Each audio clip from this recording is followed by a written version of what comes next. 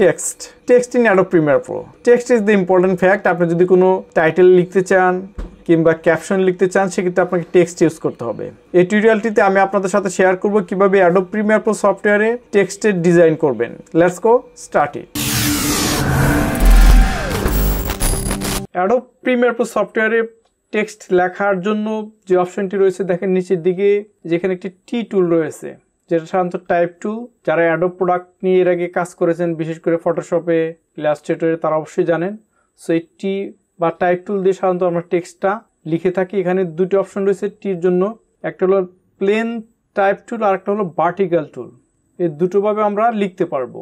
So এখন এখানে কিছু লেখার জন্য আমি টি টুলে প্রেস করে জাস্ট স্ক্রিনে আমি ক্লিক করব। এখানে যে কোনো জায়গায় ক্লিক করতে পারেন, তারপর কি লিখতে চান সেই টেক্সটটা লিখবেন।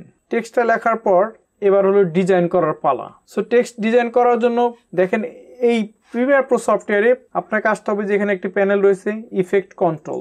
লক্ষ্য করুন, এটা যদি এখানে ডিসপ্লে না করে তাহলে উইন্ডোতে যাওয়ার পর এই যেখানে দেখেন টিক মার্ক রয়েছে ইফেক্ট কন্ট্রোল প্যানেলে, এই জন্য এটা ডিসপ্লে করছে। আর না থাকলে আপনি টিক মার্ক দিয়ে নিন, তাহলে এটা ডিসপ্লে করবে। এখানে ইফেক্ট কন্ট্রোল আসার পরে যেখানে লক্ষ্য করুন টেক্সট, আমি যে শব্দটি লিখেছি Sanu tech, this my channel name. এখানে আই সাইন রয়েছে দেখেন, এটাকে আমি ডিজেবল এনাবল করতে পারি এখান থেকে। তারপর এটাকে আমি এক্সপান্ড করবো এখান থেকে, অ্যারো সাইনে প্রেস করলে এক্সপান্ড হয়ে গেল।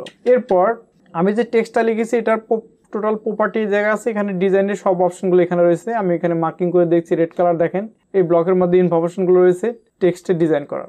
আর এখানে উপরে দেখেন তিনটি টুল রয়েছে, এটা সাধারণত মাস্কিং করার জন্য। সো আমি মাস্কিং এর ডিটেলস এখানে যাচ্ছি না, শুধু টেক্সটটা কিভাবে ডিজাইন করবেন সেটা আমি দেখাবো। এখানে প্রথমে রয়েছে টেক্সটের সোর্স টেক্সট, মূলত এখানে ফন্টের নেম আপনি ইচ্ছা করলে চেঞ্জ করতে পারেন।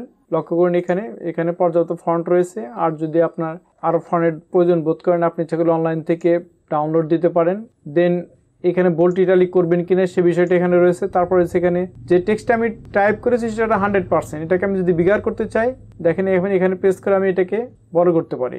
এই টেক্সটটাকে মাউসে ক্লিক করে ড্র্যাগ করে যে কোনো জায়গায় আপনি সেট করতে পারবেন। নেক্সট এখানে রয়েছে অ্যালাইনমেন্ট, লেফট রাইট সেন্টার, তিনটা অ্যালাইনমেন্ট রয়েছে এখানে।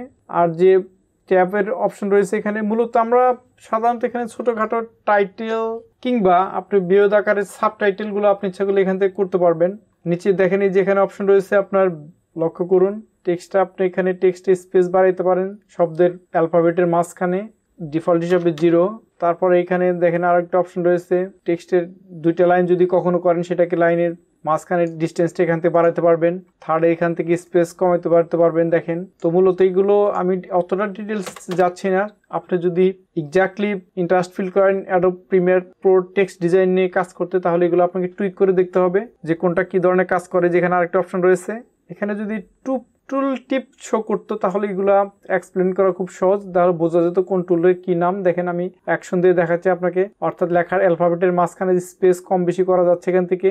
তারপরে এখানে দেখেন আরো কিছু অপশন রয়েছে ফন্ট নিয়ে, যেমন বোল্ডের অপশন এখানে রয়েছে, ইটালিকের অপশন, এখানে capital letter, upper case lower কেসের একটা বিষয় রয়েছে এখান থেকে আপনি আন্ডারলাইন করতে পারবেন। এ হলো টেক্সটের কিছু প্রপার্টিস। এখানে আর নিচের দিকে রয়েছে অ্যাপারেন্সটা, যেমন এখানে ফিল কালারটা আমার হোয়াইট, আমি ইচ্ছা করলে এটাকে আমি অন্য একটি কালার দিয়ে দিতে পারি, ফিল কালার।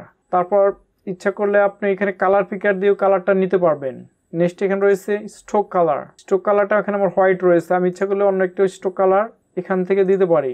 আর স্ট্রোকটা আপনি ইচ্ছা করলে এখান থেকে কম বেশি করতে পারবেন। লক্ষ্য করুন এইভাবে এখান থেকে এই কাজটি করা যায়। আর নিচে আরো কিছু ব্যাকগ্রাউন্ডের অপশন রয়েছে, তারপর রয়েছে ফোরগ্রাউন্ডের অপশন, আর এখানে মাস্কের অপশন রয়েছে। মাস্ক বিষয় নিয়ে যে কোনো অন্য একটি টিউটোরিয়াল আমি পরবর্তীতে কথা বলবো।